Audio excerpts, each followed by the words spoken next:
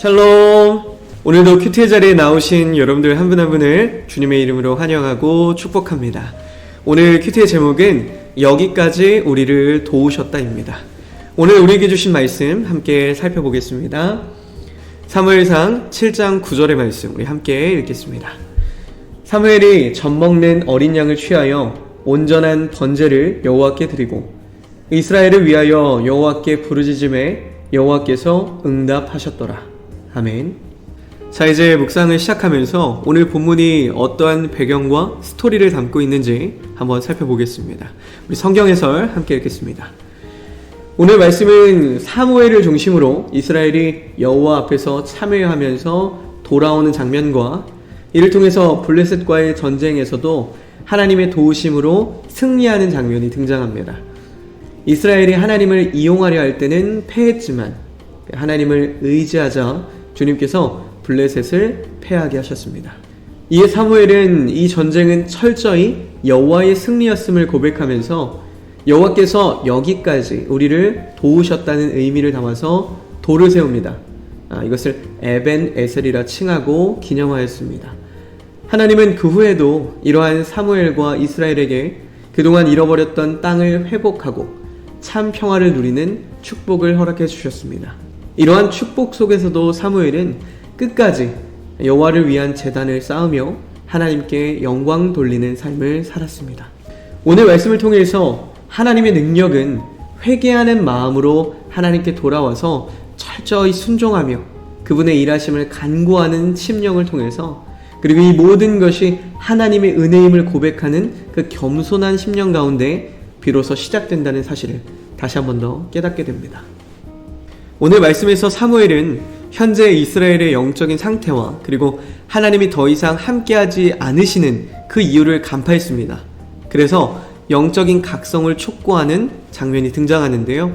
오늘 말씀에서는 다루지 않았지만 사무엘상 7장 3절 말씀에 사무엘이 이스라엘 온 족속들을 향해서 이렇게 이야기합니다. 우상들을 제거하고 너희의 마음을 여호와께 향하라. 그런데 여기서 향하여라는 표현은 단순히 일회적인 의미가 아니라 이를 직역하면 고정시켜라는 의미를 내포합니다. 즉 사무엘은 너희의 마음을 여호와께 고정시켜야 한다라는 지속적인 의미로 아주 단호하게 외쳤다는 것을 알 수 있습니다. 이에 순종하며 금식하고 회개하는 이스라엘에게 블레셋이 다시금 쳐들어왔지만 하나님은 사무엘과 이스라엘의 부르짖음에 응답하셔서 승리하게 하셨습니다. 그들의 기도를 통한 신뢰가 위기를 하나님의 역사를 경험할 수 있는 새로운 기회로 바꾸어 주었습니다. 이후에 사무엘은 모든 승리는 우리가 한 것이 아니라 하나님이 하신 것임을 고백하면서 미스바와 센 사이에 에벤에셀의 돌을 세워서 기념하였습니다. 하나님께서 여호와께서 여기까지 우리를 도우셨다는 그 고백 속에 여기까지라는 의미는 단순히 공간적인 의미만을 이야기하는 것이 아니라 지금까지 우리를 도우셨다는 시간적인 의미를 모두 포함한 철저한 신앙의 고백이었습니다. 이스라엘 백성들은 여전히 블레셋을 두려워했지만 예전과 같이 속절없이 굴복하거나 하나님께 원망하지 않고 구원을 호소하며 간청했습니다. 이를 통해서 그 위기는 하나님의 일하심을 경험하는 기회가 되었습니다. 그렇다면 우리는 우리에게 시련이 닥쳐올 때 기도를 통해서 이 시련의 상황들을 어떻게 바라보고 해석하고 있는지 돌아볼 수 있기를 소망합니다.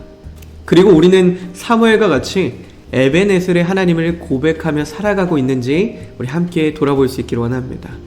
그저 나를 낮추는 이 세상의 겸손에서 머무는 것이 아니라 하나님께 모든 영광을 올려드리는 참 겸손의 의미를 깨닫기 원합니다. 우리가 하나님의 일하심을 인정하고 고백할 때 하나님은 우리를 통해서 상상하지도 못할 놀라운 일들을 반드시 이루어 나갈 것입니다. 자, 이제 오늘 말씀을 기억하면서 적용하기 질문들 함께 나눠 보겠습니다. 첫 번째, 내가 드리고 있는 기도는 내게 닥친 시련들을 어떻게 바라보고 해석하고 있나요? 그리고 2번, 하나님 안에서 참 겸손은 무엇을 의미할까요? 1번과 2번의 질문들을 보면 우리가 사무엘과 같은 이스라엘 백성들과 같은 환경 속에서 우리가 어떻게 기도하고 있는지 어떻게 그 시련들을 바라보고 있는지 이런 질문을 함께 나누어 보고 있고요. 그리고 두 번째는 우리가 겸손하다라고 표현을 하는데 이 세상에서의 겸손이 아니라 하나님 안에서의 겸손은 무엇을 의미하는지 함께 나누어 보는 그런 적용 질문이었습니다.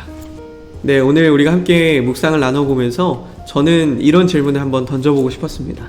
그렇다면 위기와 고난 속에서 드리는 기도의 힘은 무엇일까요?